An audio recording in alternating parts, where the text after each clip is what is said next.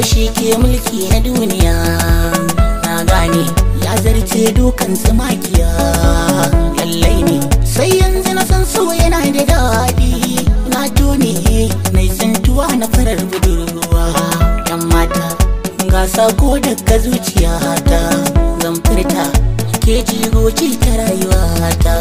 Ki fahimta mu zama tamkar jini da hanta. Manufata Aisha ko kumbara na miko, ki bani so za na kara sarko. Inda ni da ke ai biki na baiko. Akan kina ɗauki dan marar so na coke. Zantar duk mai shirin taɓa min momina.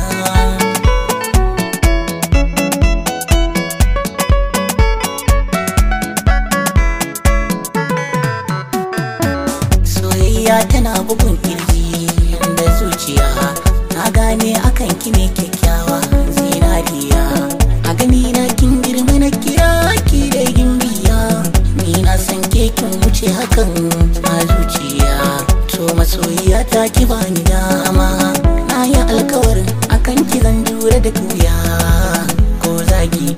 Ke ce jigo na rayuwa, kin zama dangi. Ashfat samun irin ki lallai akwai biya, daga ke ba wacce za na karo.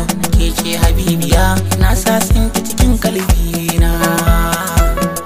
Burina ke ki tausayina, zuciya za ta daina kuna.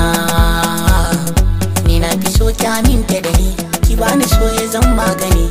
Duba jikina yana gumi, babu ke ya zanayi. Tabbas ke ce masoyiyata, kin zama idaniya.